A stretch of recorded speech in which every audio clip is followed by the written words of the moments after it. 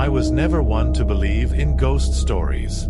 I always thought they were just tales made up to scare kids and pass the time. But what happened to me in that cabin? Well, I'll never underestimate what I can't explain again. It all started when I was in the middle of an argument with my dad. Things were tense at home, and I knew I needed some time alone. That's when a friend mentioned a cabin he was subletting. It seemed like the perfect solution, an isolated place, far from everything and everyone. I accepted immediately. The cabin was at the end of a dirt road, surrounded by dense forests and other vacant houses. At first, that isolation seemed like exactly what I needed. The cabin was small, with 2 floors. The bedroom was upstairs, accessed by a narrow staircase, and there was a wooden door that closed off the space.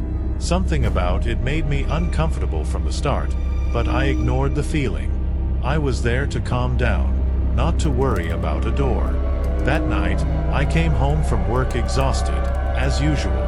I made a quick snack and headed up to the bedroom, ready to lose myself in a random movie and forget my problems.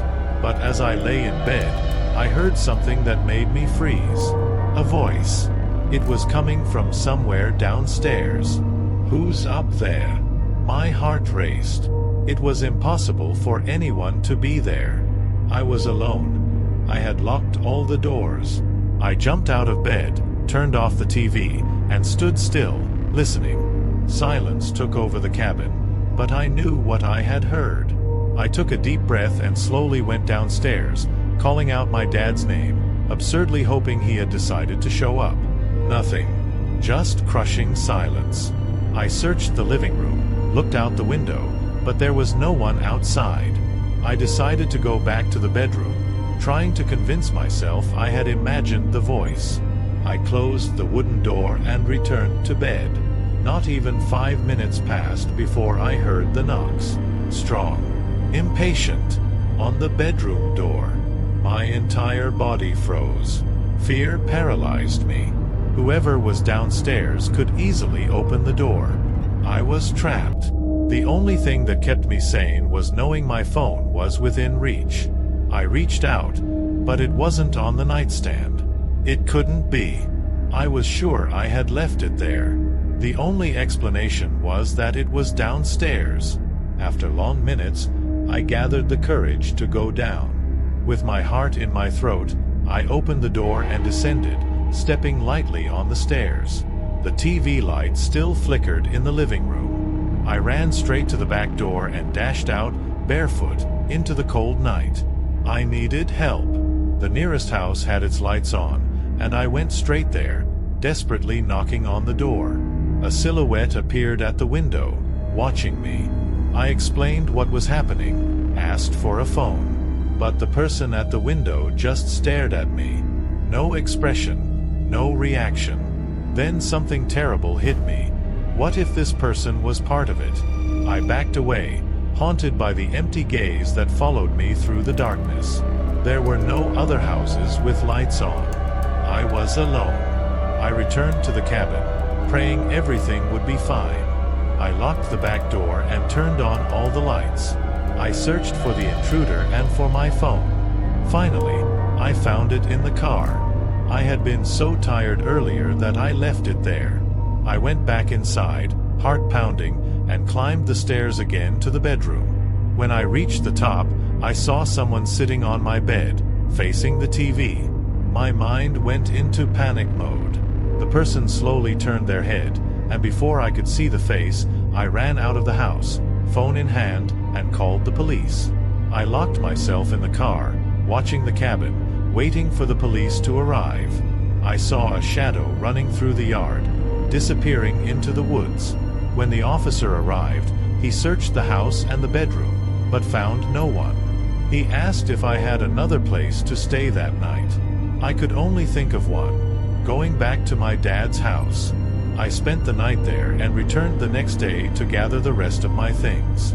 The landlord agreed to refund part of my rent, but something about the way he looked at me, as if he already knew what had happened, made me question the whole situation. That strange neighbor, the landlord, and the man who had been in my bed. Everything seemed connected somehow, but I never figured out how. Today, all I'm left with are memories and a lingering feeling that whatever followed me that night might still be out there, waiting for its next victim. Living in a small town in southern Indiana has its advantages. The peaceful nights, the absolute silence after 10 p.m., and the fresh air from the surrounding forests were things I used to appreciate. But it also means that when something goes wrong, there's no one around to help. It was a Tuesday night, around 11 p.m., and I was walking home after a long day at work. My car was in the shop, so I was on foot, facing a 3-mile walk along deserted, poorly lit roads. It wasn't the first time I'd made that trek, but that night, something felt different. I was about to turn onto a dirt road that cut through the forest, leading straight to my house, when I heard the distant sound of an engine. That wasn't unusual, of course. Sometimes truck drivers would pass by on their way to Indianapolis. But this time, the sound of the engine didn't fade away.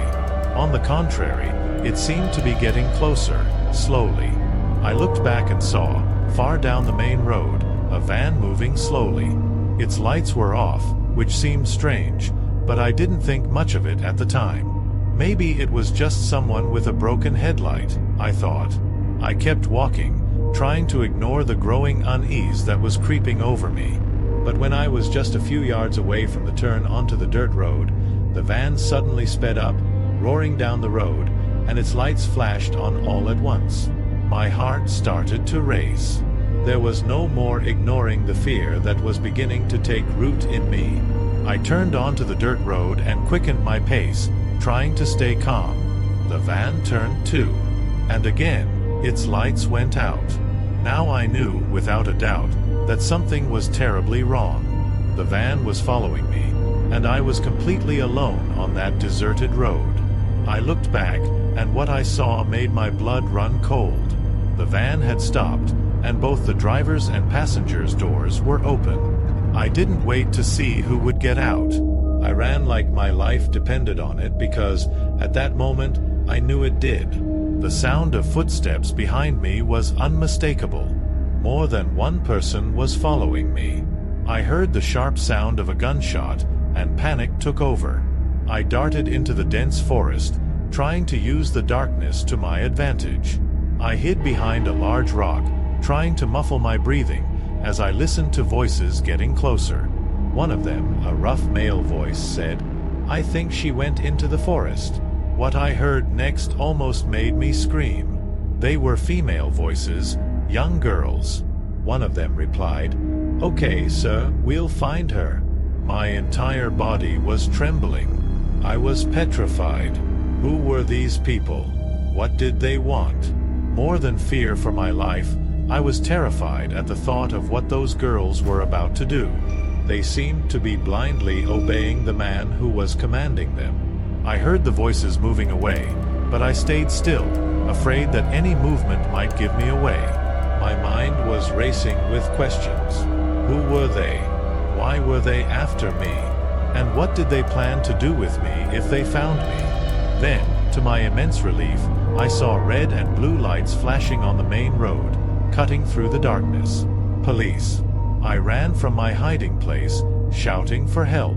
The officers reached me and led me back to the road. When I told them what had happened, the officer asked if I knew anything about the body. I was confused. That's when I saw it, right in front of the patrol car, the body of a young woman, completely naked and brutally mutilated. The sight made me nauseous, and I had to steady myself to keep from passing out. The van was no longer there. I tried to explain to the police about the man, the girls, and the van, but they seemed more focused on securing the crime scene. Still in shock, I asked them to take me home. I couldn't sleep that night. I sat in bed, staring out the window, fearing the van would return. And it did. I saw the lights off, moving slowly down my street. This time, I was prepared. I wrote down the license plate number and called the police immediately. When the officers arrived, the van had already disappeared again. But what they told me was even more terrifying. The license plate number I had noted was registered in South Dakota. The problem? That same number had been reported in different places that same night. Vermont, Nevada, Alaska, Texas. Faraway places. Impossible for a single van to be in at the same time. The police promised to notify me if they found out anything else, but I never received another call. To this day, I don't know what that van was, who those people were, or what happened that night. All I know is that I'll never be the same. I moved away from Indiana, trying to leave that experience behind. But even now, whenever I see a dark van with its lights off, my heart races, and I run. Maybe I'm running forever, trying to escape something I'll never fully understand.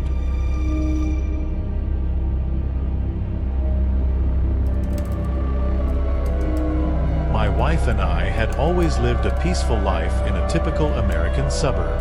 Houses lined up side by side, white picket fences, and neighbors who exchanged smiles and nods. It was the kind of place where nothing really strange ever happened. At least, that's what I thought. It was a typical Tuesday night. We had come home from work, had dinner out, and were ready for a quiet evening of rest. Around 10 p.m., we were in bed, reading and watching TV. It was our routine, and nothing seemed out of the ordinary. Until the phone rang. In today's world, few people still use landlines, but we kept one, more out of habit than necessity. Gianna, my wife, always said that getting a call late at night was never a good sign. I agreed with her, but at the same time, I thought it might be an emergency.